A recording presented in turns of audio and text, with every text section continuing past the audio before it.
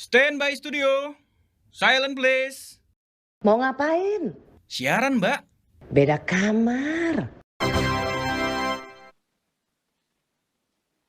Hai, ketemu lagi di kamar Rosi, tempat kita bisa bicara suka-suka. Kali ini kita nggak mau ngobrolin soal politik, nggak mau ngobrolin soal yang berat-berat. Tapi ini penting banget loh buat kehidupan kita. Yaitu soal diet. Ingin kurus, ingin langsing, ingin cakep, ingin ganteng. Saya ngundang Ricky Cuaca. Hai Ricky. Hai Kak Rosti, apa kabar? Baik, si ganteng-ganteng serigala. Au, lagi. Terus ada Ade Rai. Hai Dek. Hai Mbak Rosi, halo Lu Ricky. panggil Halo, gua Kak Rosi Ade. aja deh. Lu nggak usah sok muda Dek. Kalau aku manggil tetap Kak Rosti dong, tetap konsepnya Kak Rosti. Boleh deh. Itu untuk menunjukkan kamu masih millennials ya. Bener, karena aku lagi berhubungan sama kolonial, coy. Nanti ada yang kolonial muncul. Ada yang Rick cerita dulu, kan semua udah banyak tahu soal kamu yang tadinya cukup ngomongnya, kamu lebih senang dibilang apa dulu? aku sih apa aja, karena aku tuh udah banyak banget dibully sama orang-orang, dibilang gendut, toron air, jin tomang, kulkas 2 pintu, itu udah biasa sekali. Itu dulu, dan kemudian kamu bisa turun berapa? 48 kilo? Enggak, totally sekarang aku udah 60 kilo lah, hampir 60 kilo mostly. Wow, dari berapa ke berapa? Aku tuh dari 140 kilo, itu sekarang beratku udah 82 kilo sih. Wow. Aku juga nggak nyangka sih bisa sampai target segini sih, jujur. Kalau ngeliat, aku kan ngeliat tuh foto before and after ya. Itu kamu emang diet ketat, ala seleb seperti yang sekarang lagi tren. Sebenarnya sih waktu zaman aku mulai untuk diet itu ya Kak Rosi, itu tuh mungkin lagi nggak tren sih, karena maksudnya memang itu udah hampir 3 tahun yang lalu gitu loh. Tapi ketika aku melakukan diet itu, aku pasti melakukan hal-hal yang memang harus dilakukan untuk proses penurunan berat badan gitu. Jadi ya aku mulai dengan, ya karena aku punya ibarat kata apa ya, aku tuh punya semacam kayak sakit hati tersendiri lah gitu loh. Mungkin orang-orang pada bilang tuh kayak aku tuh kan happy aja, aku tuh seru-seru aja gitu loh. Padahal sebenarnya tuh jujur aku tuh adalah rasa sedikit sedih, kecewa, kesel gitu sama mungkin bulian-bulian di sekitar yang membuat aku pengen berubah gitu. Salah satunya dengan menurunkan berat badan. Jadi nurunin berat badan tuh termasuk karena dibully, pengen kurusan karena selama ini gemuk dibully. Sebenarnya mungkin karena aku terlalu sensitif juga kali. Pertama juga sekarang kan netizen tuh udah direct langsung ke kita. Kalau mau ngomongin kita tuh bisa langsung ngomong kayak, dasar lu jin tomang, jelek lu, dasar lu kepala sama badan langsung nyambung gitu loh, nggak ada lehernya gitu-gitu kan. Banyak hal-hal yang omongan orang yang membuat kita tuh kayak ibarat batu karang coy. Hatinya Ricky Cuaca tuh pasti bakal kayak diterpa lama-lama pasti sakit juga gitu loh. Ya nggak sih? Jadi kayak itu salah satunya sih yang membuat aku pengen kayak oke, gue harus berubah. Ibarat kata tuh mungkin istilah aku tuh kayak dendam positif aku lah untuk para orang-orang yang pernah ngebully aku gitu. Ya, karena sebenarnya kalau hidup dengan penilaian orang sebenarnya agak tersiksa ya. Kita harus selalu ngikutin parameter orang, langsing berdasarkan ukuran kata orang, cantik kan, terus kata orang kan agak tersiksa ya. Lo ada akhirnya lu pada tingkat apa yang bilang, oke, ini yang aku mau, bukan karena kata orang, tapi ini yang bikin aku bahagia dan sehat. Yes, karena sebenarnya tuh aku udah 30 tahun gendut loh Kak. Dalam arti kayak aku tuh hampir seumur hidup aku tuh mengalami overweight, bukan obesitas ya, overweight gitulah, kayak kelebihan berat badan gitu. Jadi satu momen dimana aku tuh ngerasa kayak sebenarnya simple sih, kayak masalah-masalah kecil yang membuat aku tuh jadi terus berpikir gitu loh, apakah kayaknya memang gue harus menurunkan berat badan. Contoh nih ya, contoh kecil aja nih ya, sisi sensitifnya aku nih. Misalnya kita masuk ke dalam mobil nih bareng-bareng, mobilnya rame gitu loh. Tiba-tiba ada yang nyeletuk kayak ini, "Cu, lu badan lu kan gede, lu di depan aja." Maksudnya simple sih, sebenarnya tuh maksud teman aku tuh baik gitu loh. Maksudnya gitu, sesimpel itu, kayak maksudnya setelah dengan bulian-bulian itu kayak ada simpel-simpel itu dari kecil sampai gede selalu diomongin kayak begitu tuh, gimana sih Kak? Simple tapi kayak oke, emang gue kayak sebenarnya kan itu bagus lagi. Lu kan gede depan aja, itu lebih bagus daripada gendut depan loh. Iya, kadang-kadang ada yang gitu juga ngomongnya. Kayak gitu. Jadi kayak ya balik lagi tujuan diet aku sih pengen kayak, dan pastinya satu lagi aku pengen lebih sehat sih pasti. Itu harusnya sebenarnya, bukan soal mau langsing atau kurusnya. Mau tahu sebelum aku nanti ke Ade, Rick, lu bisa waktu itu gemuk waktu itu, overweight, lu gimana pola makannya? Emang lu Habit tukang sih. ngemil atau apa? Kebiasaan jelek banget, kebiasaan pola makan yang jelek banget, dalam arti kayak makan udah nggak kekontrol, terus Pagi kayak ngapain? Pagi misalnya? aku tuh bisa pagi nasi, jam 10 nasi, siang nasi, jam 3 nasi, makan lagi, pokoknya bisa 7 atau 8 kali makan plus nyemil tidur dan gak olahraga sama sekali. Itu menurut aku kayak itu aku alamin bertahun-tahun, yang menyebabkan aku jadinya penurunan berat badan. Apalagi kalau misalnya kayak aku lagi syuting stripping gitu kan, itu kan kayak makanannya itu tuh bener-bener kayak nggak kekontrol banget loh Kak. Kayak jam 5 subuh tuh masih melek, harus makan lagi gitu loh. Jadi kayak bener-bener nggak kekontrol banget, dan itu nggak sehat banget loh. Oke. Aku mau tanya dulu Dek, kan sekarang lagi heboh ya soal diet artis yang super ketat ya. Orang kan pengen banget badannya ya minimal 11-12 lah kayak Ade Rai gitu. Emang harus diet seketat itu ya? Sebenarnya sih nggak harus begitu ya, tapi memang kalau kita berbicara diet itu kan sebenarnya kan pengaturan. Jadi kalau berbicara financial diet itu artinya pengaturan keuangan. Kalau kita berbicara dalam hal makanan itu namanya nutritional diet. Jadi mulut kita adalah sumber kesehatan dan sumber kesakitan. Badan kita sebenarnya adalah akumulasi apa yang kita makan. Jadinya sebenarnya kalau kita bersedia untuk mengatur apa yang kita masukkan ke dalam mulut kita, makanya kenapa ada beberapa elemen ya, kadang-kadang satu, kita berbicara sumbernya. Dua, kita berbicara penyajian. Yang ketiga, kita berbicara jadwal atau timing. Dan yang terakhir, kita berbicara jumlah. Kalau misalnya nanti ngomonginnya kalori gitu ya. Nah, jadi memang sebenarnya ketika kita mau punya badan yang sehat, sebenarnya salah satunya kalau kita lihat ya, ini sebenarnya berdasarkan statistik juga gitu. Kenapa sih kebanyakan orang itu mau melakukan aktivitas kebugaran itu? Kalau kita lihat di pusat kebugaran itu lebih dari 50% orang pergi ke pusat kebugaran itu karena ingin menurunkan berat badan.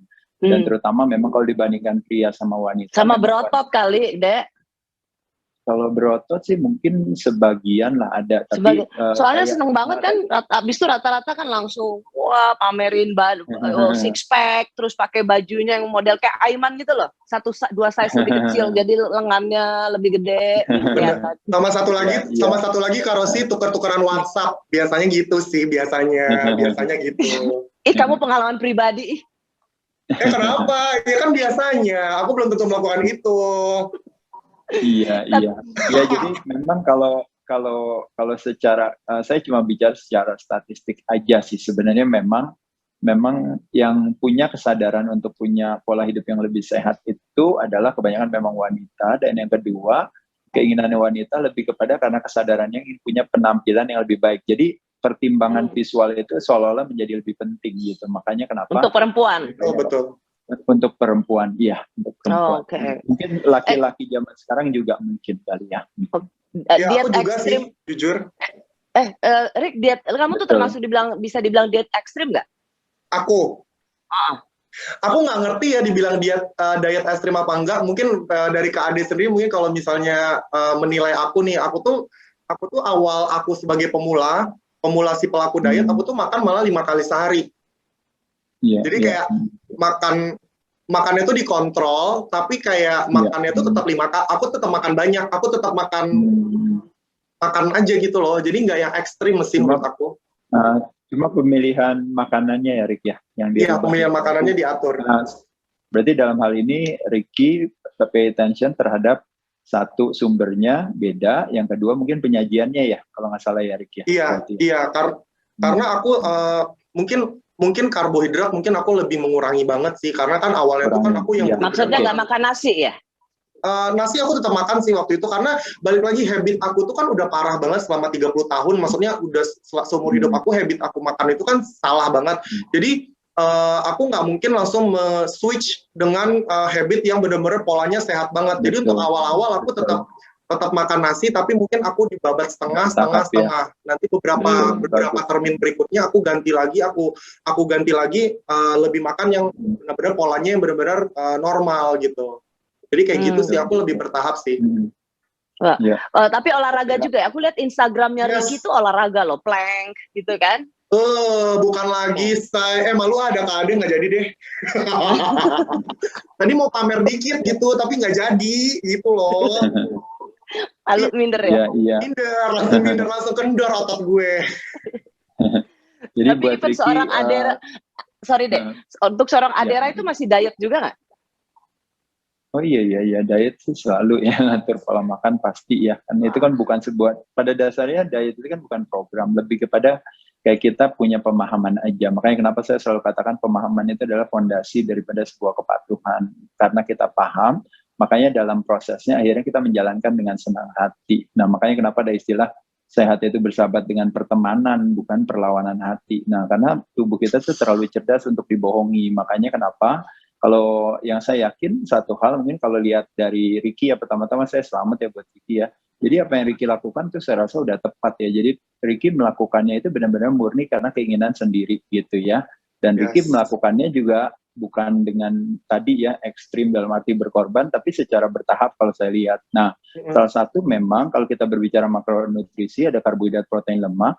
Memang kecenderungan kita pasti konsumsinya karbohidrat yang paling berlebihan, satu, dan yang kedua itu biasanya karbohidrat dikombinasikan dengan lemak, terutama adalah lemak yang buruk ya, lemak yang buruk dalam arti yaitu lemak misalnya proses, bukan ya, lemak itu terbagi atas dua ya. Kalau kita berbicara ada lemak yang alami, ada yang lemak yang proses. Proses itu dalam arti kalau kita berbicara rasio itu omega 6-nya bisa lebih tinggi daripada omega 3-nya. Dan kalau dalam proses itu kalau kita berbicara dalam proses untuk menjadikan itu misalnya sebagai contoh misalnya dari jagung menjadi minyak gitu ya, itu prosesnya panjang dengan pemanasan yang tinggi, akhirnya terjadi yang namanya kalau bisa dikatakan makanannya tersebut mengalami kerusakan gitu, sehingga akhirnya terjadi toxicity dan sebagainya. Makanya kenapa bentuk lemaknya itu adalah bukan hal yang baik yang bisa kita konsumsikan. Tapi intinya sekali lagi saya mau sampaikan tadi yang dilakukan oleh Ricky adalah Ricky mungkin cukup paling tidak sedikit paham ya Ricky ya kalau saya rasa. Jadi kita tahu bahwa karbohidrat berlebihan,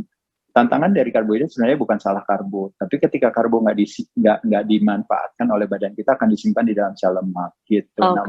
Dan ketika kita konsumsi karbo, otomatis pasti akan terjadi kehadiran insulin. Dan kalau kita berbicara insulin itu adalah hormon yang paling kalau bisa dibilang yang menjadi pemeran utama dalam metabolisme dalam tubuh kita. Makanya kenapa ketika insulin hadir terjadi proses yang namanya storing. Nah, ketika storing tidak terjadi proses burning gitu. Ini secara teoretisnya. Makanya kenapa adalah hal yang tepat ketika tadi Ricky bilang, ya udah saya mulai makanya saya mengkat nasinya dikurangin. Iya, benar. Ya, berarti diet aku selama ini udah aman kan Kak Ade ya? Tapi aku nggak percaya kalau kamu bisa ngurangin sedemikian rupa. Mau tanya, bener nggak lu cuma ngurangin makanan atau lu konsumsi obat juga yang bikin orang Bener Kak, astaga, tuh banyak banget berita-berita yang kayak bilangnya gue tuh narkoba lah, apa segala macam. Narkoba nggak ada yang kayak begini bentukannya, say, ya nggak sih? Yang mukanya tuh fresh gitu, ya nggak sih? Kayak gue habis dikures gitu, ada. Ya sebenarnya Rosi sebenarnya saya mau kasih tahu ya, kalau saya lihat dari kebanyakan orang yang kegemukan, termasuk juga sebenarnya Ricky sendiri ya, justru sebenarnya jauh lebih mudah bagi orang yang gemuknya itu terlalu over untuk menurunkan berat badannya, sebenarnya lebih gampang. Kenapa? Karena sebelumnya itu pola hidupnya tuh terlalu hancur banget gitu loh. Justru tingkat kesulitan menjadi lebih tinggi ketika justru kalau seandainya orang cuma kelebihan berat misalnya 5 kilo atau 10 kilo ingin diturunkan gitu, itu pasti akan lebih berat dibandingkan dengan orang yang kelebihannya bisa puluhan kilo gitu. Kenapa dong? Terjadi sih karena aku stuck banget sih sekarang, aku nggak bisa turun, aku susah banget turun berat badan sekarang. Lu mau turun berapa lagi gilingan? Pengen benar-benar proporsional gitu biar kayak artis-artis Korea gitu loh Kak Rosi. Apa sih tujuannya kan pengen cakep. Ya berarti Ricky sekarang boleh fokusnya lebih kepada peningkatan massa otot aja sih sebenarnya. Iya sih. Ya, sama pelan-pelan lebih rapi lagi aja di makanannya. Iya. Berarti aman ya, diet aku nggak akan diserang ya. Lo masih makan sayur kan? Rick, lo masih makan sayur kan? Masih Kak, aduh, ntar kalau gue nggak dimakan sayur, ntar gue diserang lagi. Rick, ceritain dulu sebelum nanti aku mengundang Tika nih masuk untuk ngomongin soal diet. Jadi dietmu makan dari berapa kali sampai ke berapa kali? Oke.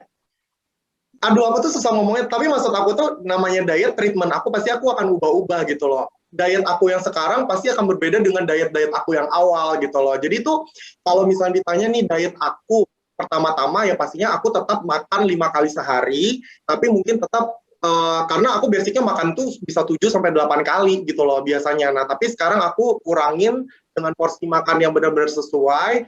Nasinya aku babat setengah, terus termin berikutnya nasinya aku ganti nasi merah. Oh, makan kayak gitu-gitu, jadi kayak diubah-ubah gitu loh. Makannya apa tapi? Lauknya? Lauknya tetap lauk aja, kayak ya mungkin kan banyak banget yang bilang kalau misalnya ayam bakar, dada itu lebih bagus. Jadi tuh mungkin aku lebih ngurangin goreng-gorengan.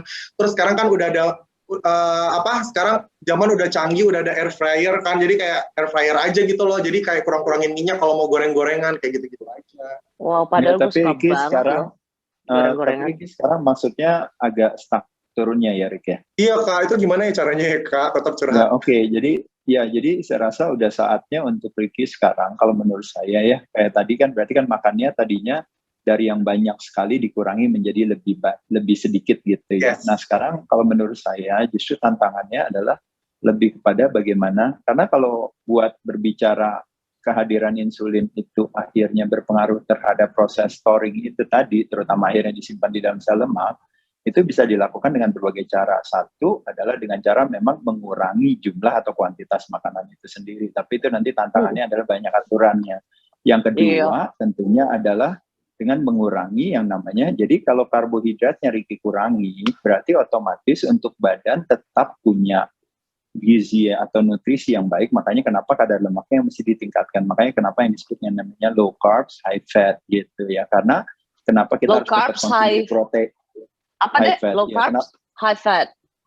Ya, jadi kenapa kita fokus kepada protein dan lemak? Karena protein dan lemak adalah yang esensial. Nah, yang esensial itu artinya necessary for life. Yang tidak esensial sebenarnya karbohidrat.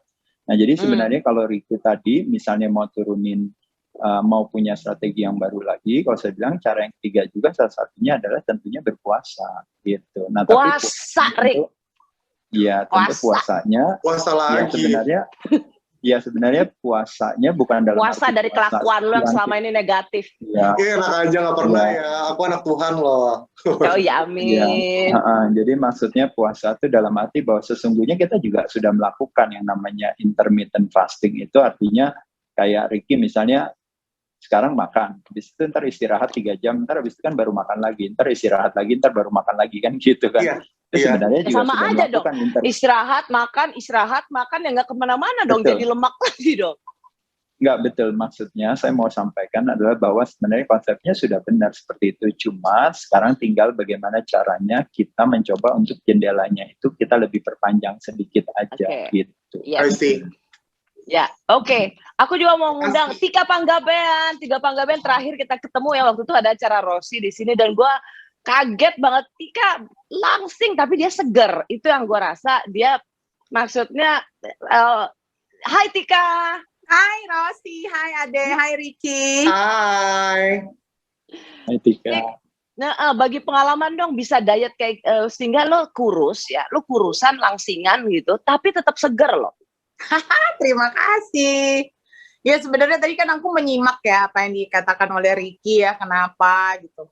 Sebenarnya sih Ros, kan tadi waktu aku dihubungin ya, Tika ceritain dietnya, terus udah gitu aku bilang, aku tuh sebenarnya nggak diet gitu loh. Tapi aku memang menjalankan pola hidup sehat gitu, karena memang di masa muda dulu hidupnya sangat tidak sehat ya. Segala sesuatu dimakan, samalah kayak Ricky, semua dimakan, males olahraga, senang yang manis-manis, senang yang berlemak. Terus belum malam ada party ya nggak sih? Kenapa sayang? Belum malamnya ntar ada party, ada lagi undangan, repot lagi. Sehingga termasuk di dalamnya juga adalah kurang tidur, kurang istirahat, gitu loh Ros. Nah, sampai satu saat di tahun 2000 berapa tuh? 2008 rasanya ya. Terus gue hanya ngerasa tiba-tiba nggak tahu dari mana. Kok gue pengen aja gitu mau memulai hidup sehat gitu kan. Pengen deh hidup sehat, pengen deh mulai memperbaiki pola hidupnya gitu, gaya hidupnya termasuk pola makannya. Lalu gue pergilah ke seorang guru untuk belajar hidup sehat. Lalu dia memberikan beberapa tuntunan gitu ya, sampai akhirnya gue tuh melakukannya gitu loh, Ya itu tuntunannya apa, Tik? Tuntunannya adalah gue harus ngurangin karbohidrat. Karbohidrat ini kayaknya emang musuhnya ya gitu ya nggak sih deh, karbohidrat ini musuhnya plus gula. Jadi si Maha Guru ini bilang bahwa akar segala kejahatan dan untuk kesehatan kita tuh adalah gula. Dan gue di masa muda dulu kalau minum tuh harus minum yang manis. Nah, si Maha Guru ini mengajarkan betapa pentingnya air putih. Makan tuh tidak boleh, kalau minum tuh jangan yang manis-manis terus makan tuh karbohidratnya, apalagi waktu itu gue memang masih gendut sekali. Nah, waktu gue datang kepada beliau ini, beliau nanya, tujuan lo apa kesini? Dia bilang gitu, tujuan saya sebenarnya saya lebih pengen belajar hidup sehat. Kalau nih gambarannya hidup sehat gitu kan.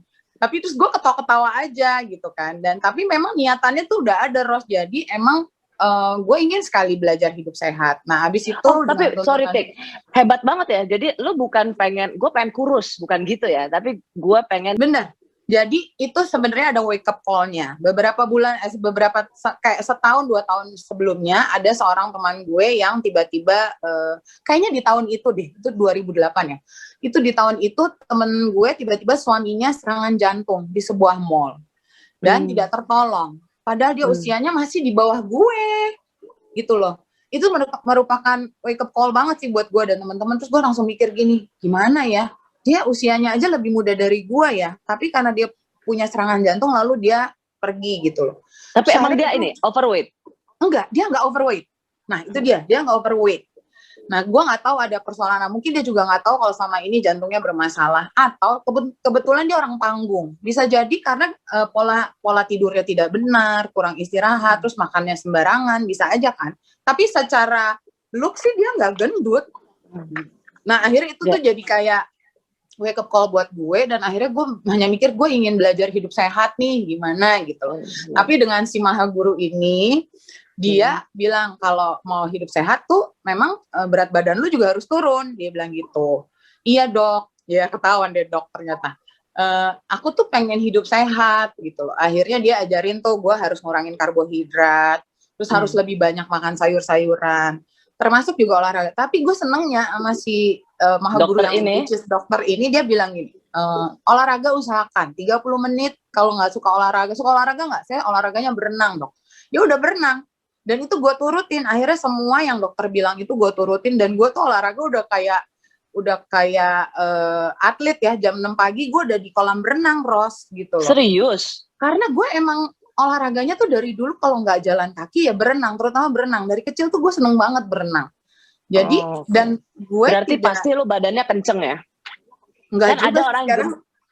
Kan ada orang gemuk kan ini kan, tapi ada juga orang gemuk padahal dia olahraga tuh pasti badannya tuh kenceng gitu, kayaknya kalau dipegang tuh kenceng.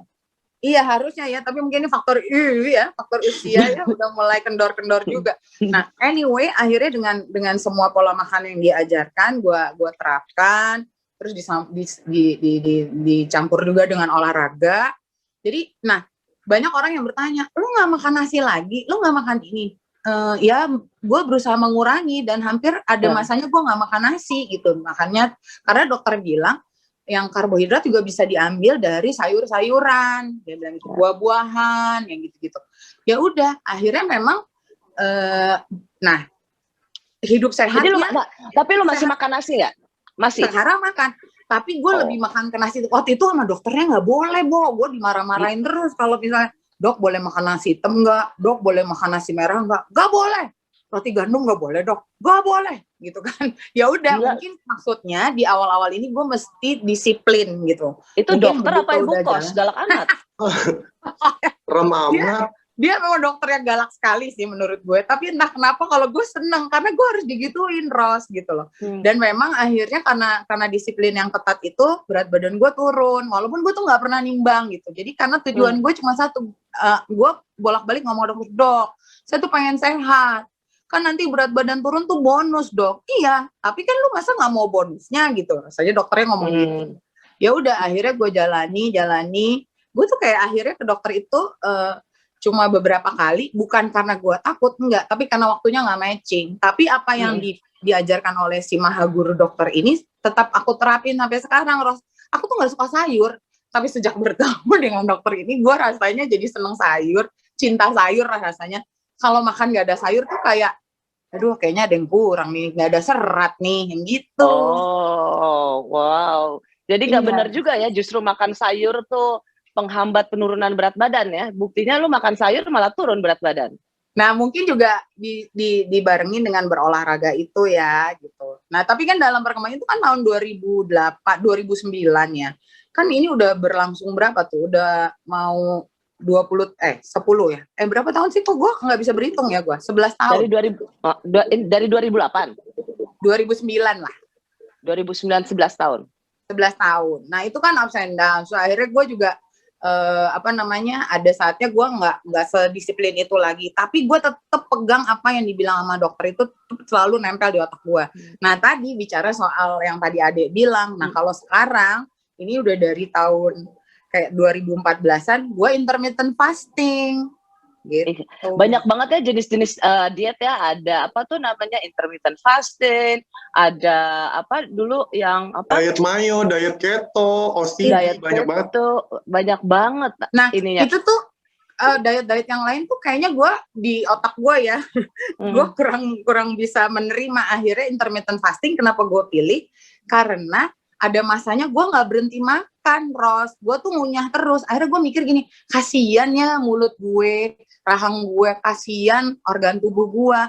Karena gue ngemil terus misalnya gitu. Jadi gue ingin mengistirahatkan mereka. Lalu gue belajarlah si intermittent fasting ini. Waktu itu zamannya Deddy Corbuzier. Oke. Ya, OCD.